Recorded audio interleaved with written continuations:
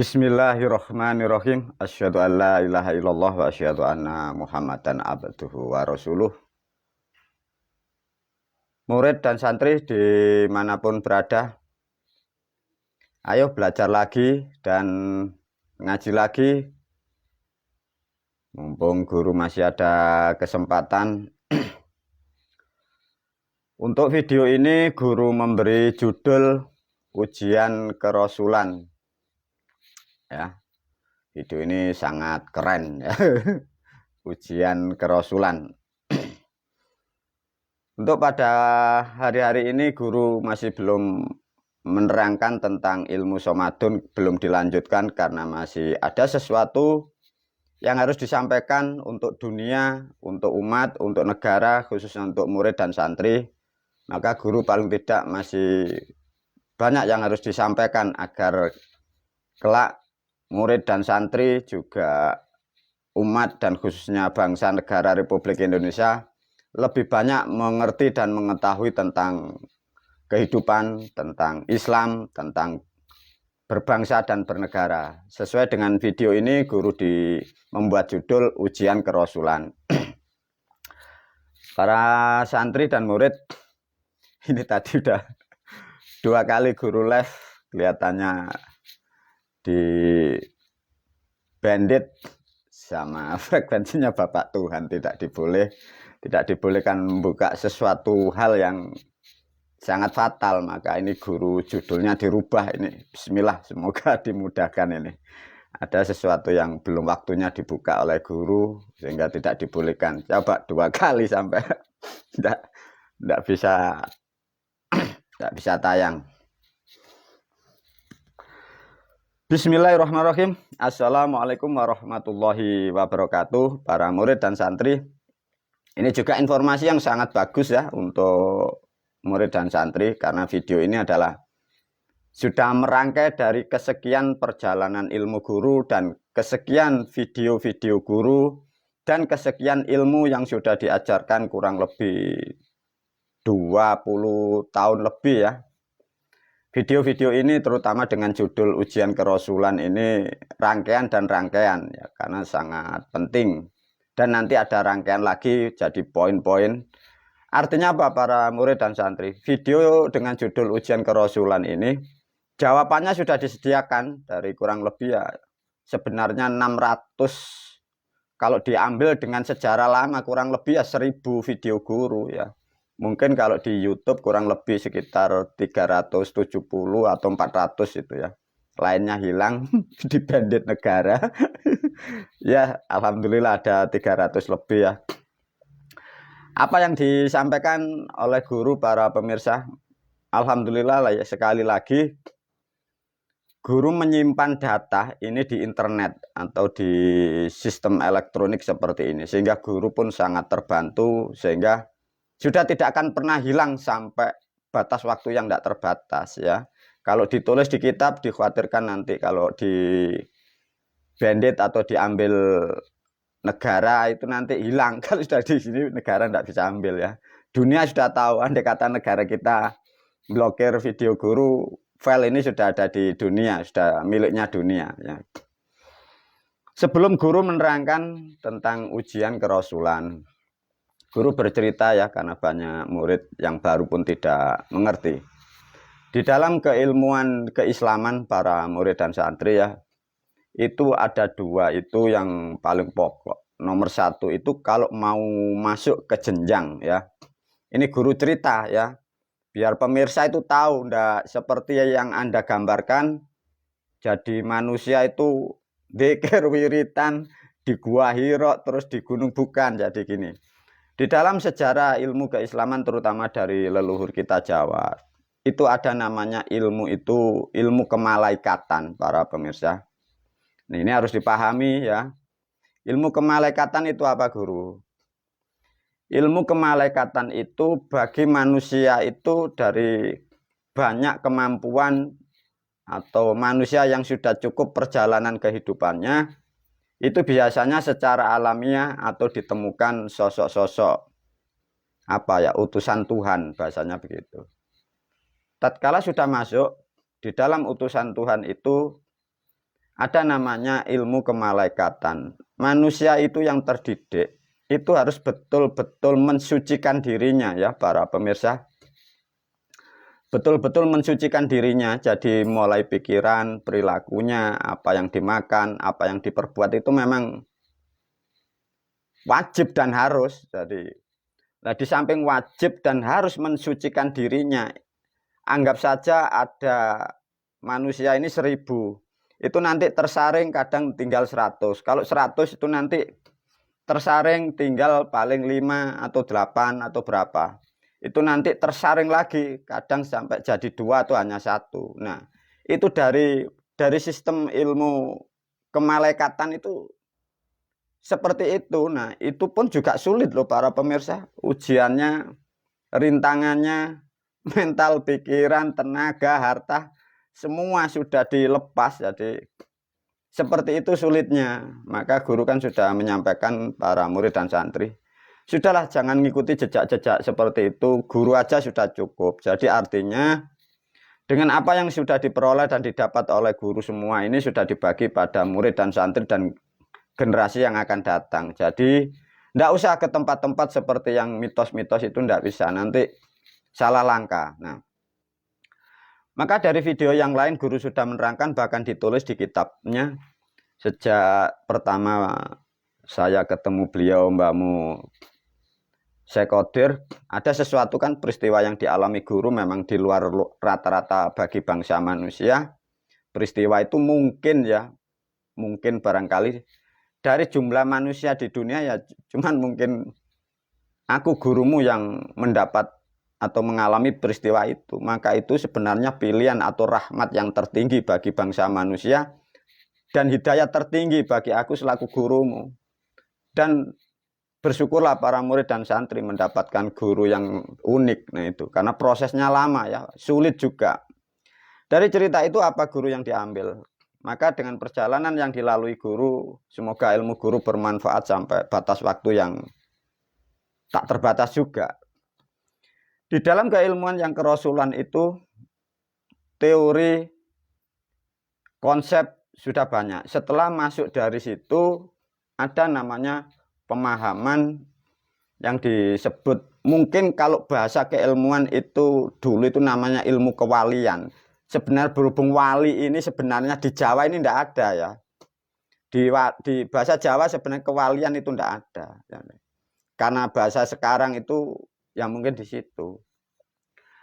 Satu contoh, karena menerangkan kewalian itu sebenarnya bahasa tidak ada. Karena bahasa kewalian itu diambil dari ceritanya beliau Sultani Aulia, diterangkan di kitab sehingga mempengaruhi cara bahasa itu. Sebenarnya dulu itu namanya ilmu kerasulan. Jadi sosok makhluk atau manusia yang disaring dan terpilih dan dipilih Sang Maha Pencipta itu. Itulah namanya ilmu kerasulan. Satu contoh, kembali lagi ya para murid dan santri, guru bercerita melalui file ini untuk disimpan. Kembali lagi, guru bukan ya, bukan seperti yang Anda gambarkan. Agar guru dipuja manusia, bukan ya. Ini pemirsa harus paham ya. Saya sebagai pembicara menceritakan ini bukan guru untuk dipuja, untuk dihormati, untuk bukan ya. Ini agar catatan yang dilakukan guru, perjalanan guru biar tersimpan di file, rumusnya di situ. Andai kata kalau guru mau dipuja, manusia buat apa? Kembali lagi para murid dan santri sudah paham. Makom derajat gurumu sudah lebih dari kesekian makhluk yang ada di alam dunia ini. Jadi guru tidak ada tendensi seperti itu. Nah, satu contoh apa yang dialami guru kurang lebih bertahun-tahun ya. Kurang lebih guru dibina itu ya sampai 20 tahun itu. Satu contoh guru memberi gambaran dari sejarah ya, sejarah yang kalian tahu. Coba dicari sejarah atau cerita film dari film Sun Gokong. Ya. Di situ ada, itu benar para pemirsa, itu sejarah jutaan tahun dulu di sana.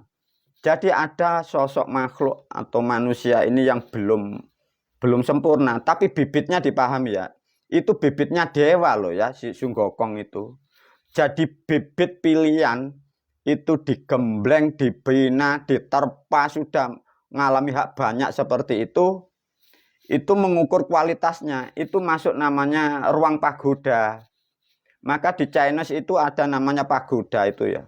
Itu ruang ujian para pemirsa, agar kalian tahu. Anggap aja 8 pagoda itu 8 langit gitu loh. Jadi 8 langit itu terstruktur seperti pagoda itu. Nah, Gokong di situ mampu menyelesaikan 8 tahap atau 8 pagoda atau 8 langit. Jadi di langit pertama, ibaratnya godaan pertama itu, Su Gokong itu ya mulai fisiknya ditempa, pengetahuannya, pengertiannya, kecerdasannya, keberaniannya, strategi diuji terus. Itu Gokong itu mampu sampai 8 pagoda sehingga beliau lulus menjadi makhluk atau panutan dari bangsa yang lain dan mampu menyelamatkan banyak manusia karena mampu melampaui 8 ujian itu. Dan guru melalui video ini semoga ini pun jadi catatan untuk murid dan santri. Alhamdulillah aku gurumu dimampukan oleh Sang Maha Penguasa mampu melampaui 10. Nah, itu. Jadi lebih 2, coba yang gila ini. Jadi alhamdulillah aku selaku gurumu dari gemblengan pembinaan dari para leluhur, para moyang, para dewa, alhamdulillah aku selaku gurumu mampu melampaui 10 tahapan, jadi lebih 2. Maka dari cerita ini guru menyampaikan kepada khususnya murid dan santri, maka para leluhur yang membina guru sendiri pun juga heran, ini manusia atau apa kok kayak gini.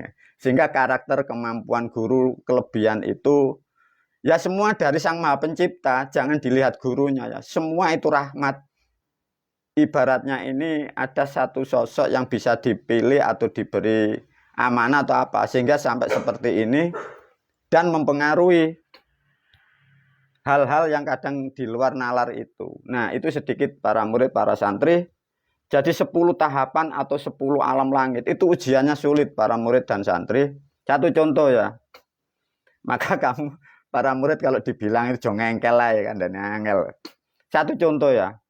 Ini masuk tahapannya 5 dulu itu para murid dan santri.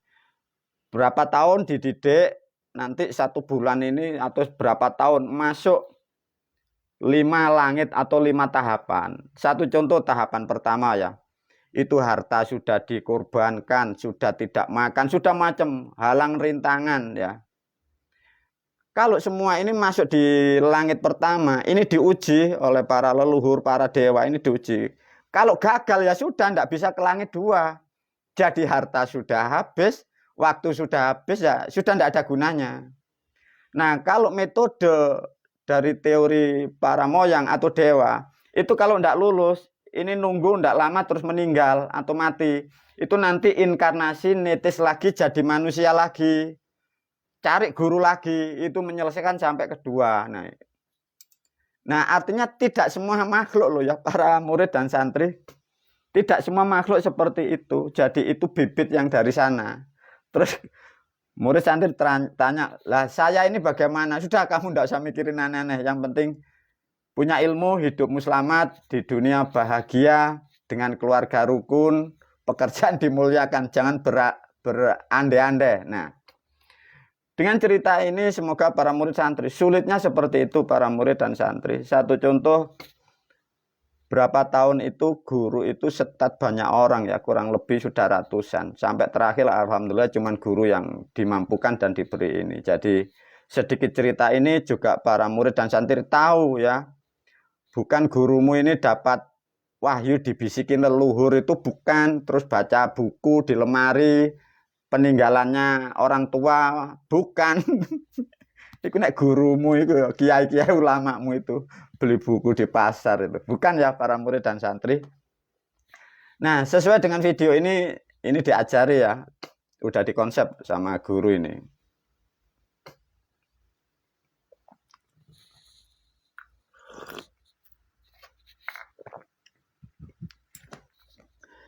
Bismillahirrahmanirrahim. Nah, ini para murid dan santri juga para pemirsa.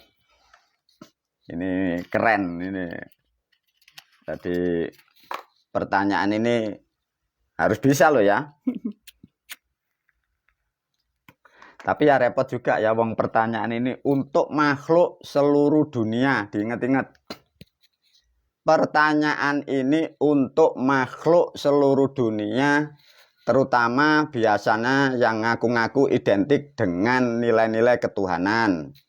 Contohnya kiai yang karomanya macam-macam, terus wali, terus sampai ada nyebut waliullah, ada nabi atau rasul atau ulul azmi. Nah, ujian ini untuk kapasitas di situ. Nah, sekarang diuji, diulas oleh guru. Kira-kira Anda layak enggak jadi nabi? Atau contoh para murid dan santri, di video kan sudah diberi keterangan, pengetahuan, pengertian ya. Satu contoh. Pertanyaan di sini nih rangkaian loh para murid dan santri. Ada kan video guru semester pertama. Sebenarnya itu harus selesai menjawabnya, nilainya paling tidak 95, enggak boleh 95%, kalau bisa 100% dari semester pertama dari video guru.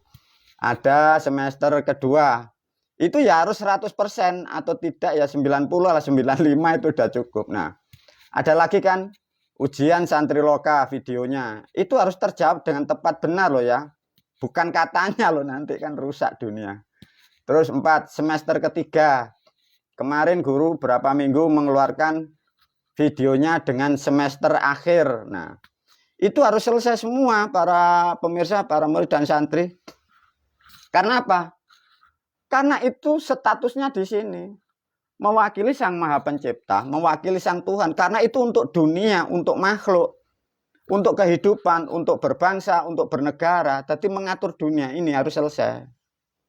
Nah, ini yang keenam, ini yang harus dipahami. Keenam, ujian kerasulan. Ini kan terangkai dari video guru yang lain-lain. Coba para murid dan santri berapa yang bisa menjawab, khususnya murid dan santri yang sudah terdidik ya. Dan juga khusus untuk santri sepuh, juga guru wali bait. Ayo, berapa tahun belum diuji oleh guru. Kemarin diuji sedikit sudah error. Bismillahirrahmanirrahim. Para murid dan santri dipahamkan ya, ini ke depan harus mengerti ya. Guru memberi pertanyaan ujian kerasulan.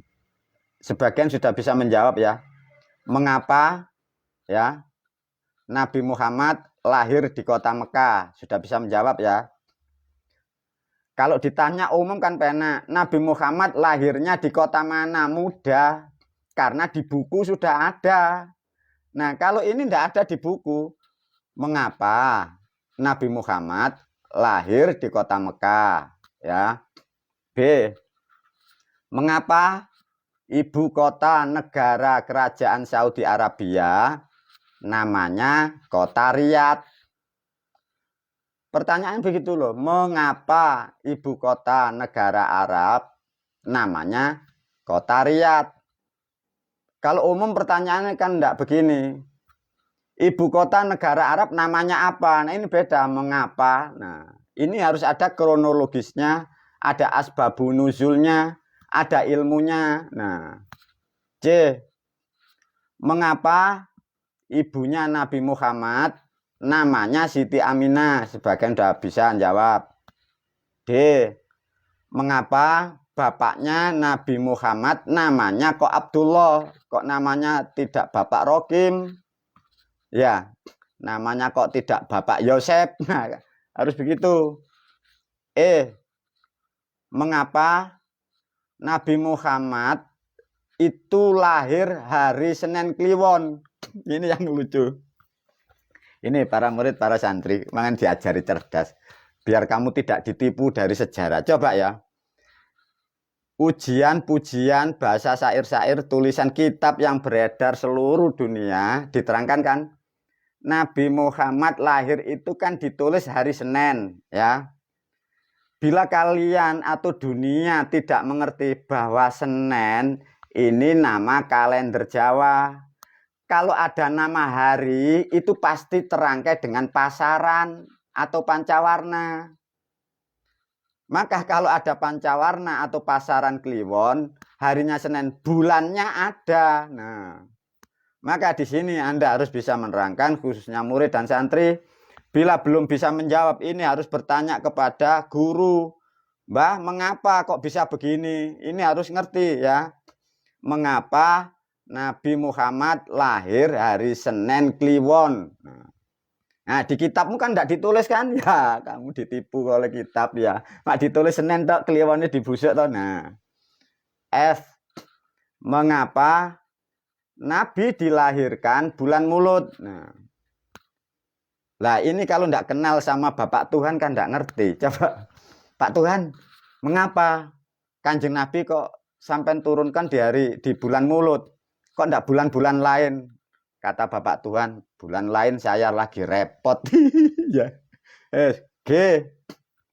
Kalau toh Anda diterangkan sebagai panutan di Arab katanya ada Nabi, ada kelahiran Nabi. Yang jadi pertanyaan guru, ari-arinya Kanjeng Nabi itu ditanam atau dibuang di laut atau digantung di atas rumah?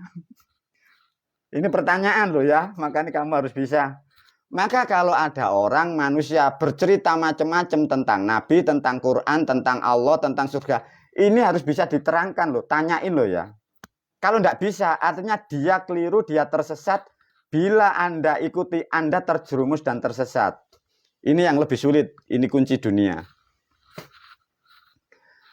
Di dalam manusia disebut Rasul, disebut panutan macam-macam. Passwordnya ada di sini juga ini.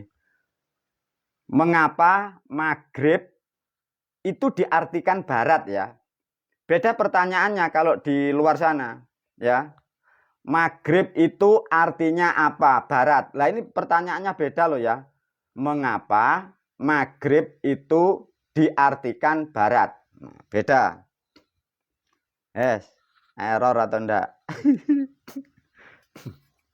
Ayo para murid, para santri. Nah, coba ya para murid, para santri. Ujian seperti itu, ini ujian kerasulan. Menerangkan seakan-akan kelahirannya Nabi Muhammad. Diterangkan di dalam kitab bahwa ya Nabi Muhammad ini katanya kan belum lahir. Nabi Adam belum dicipta. Nabi Muhammad katanya Nur Muhammad kan sudah ada. Seharusnya Nabi Adam, kalau saya beri pertanyaan seperti ini, harus bisa menjawab enggak? Ya harus bisa menjawab. Kalau Nabi Adam aja enggak bisa menjawab, lantas gimana guru? Nah, iya kan repot. Terus satu contoh. Dari sejarah kenabian kerasulan ya, dari nabi yang wajib dihafalkan itu 25, ada 4 ulul azmi, termasuk di situ ada beliau Mbah Nabi Isa alaihissalam. Kira-kira Nabi Isa, Mbah Nabi Isa ditanya guru, kira-kira bisa enggak jawab ini ya? Nah. Lah kalau enggak bisa jawab gimana guru? Wong itu rentetan ya. Nah. Iya ya guru gimana? Makanya agar kalian tahu. Nah, pertanyaannya gini. Ya coba, para murid, para santri. Mohon maaf ya, ini bagi saudara yang Nasrani atau di Kristen ya. Karena ini menerangkan ilmu ya, tidak boleh tersinggung, tapi guru mohon maaf ya. Kalau toh struktur keilmuan Islam itu semua diurai oleh guru keilmuan semua dari Jawa. Lantas diterangkan sejarah Nabi Adam, Nabi Ibrahim, sampai Nabi Isa ya. Itu kan diterangkan dari negara lain. Kalau saya uji mulai Nabi Adam, Nabi Ibrahim, bahkan sampai Mbah Musa, Nabi Isa, tak kasih pertanyaan, saya kasih pertanyaan itu tidak bisa jawab. Terus gimana? Maka guru kan bisa memberi statement. Satu contoh, guru ini menyinggung sosok Mbahmu Nabi Isa. Kira-kira bisa jawab enggak? Kalau enggak bisa jawab, ya lumrah. Mengapa? Karena beliau tidak dari Jawa. Bahasa Jawa nih, lah mbahmu lo gak Jawa, lo lah konyol. Lah, terus kalau gak Jawa dadi panutan, terus gimana? Nah coba, iya ya guru gimana ya? Wong gak Jawa kok dadi panutan. Lu ujiannya lo seperti itu para murid dan santri. Sebelum ditutup oleh guru, karena ini sesuatu hal yang sangat istimewa, karena ini ilmu pengetahuan dan pengertian sekaligus meluruskan sejarah yang salah kaprah. Satu contoh, guru berpesan melalui video ini. Khususnya murid dan santri ya, dan juga kalau pemirsa kalau mau ngikuti nasihat guru. Jangan berdebat tentang agama. Satu contoh Islam dan Kristen, Islam dan Nasrani. Mengapa guru? Kedua-dua umat itu korban cerita. Yang Islam cerita tulisan orang dahulu dibaca, dibuat statement menjustis agama Kristen. Yang Nasrani sama, tulisan orang masa lampau dibaca untuk menjustis agama Islam. Loh, coba begitu. Lah bagaimana guru untuk meluruskan begini?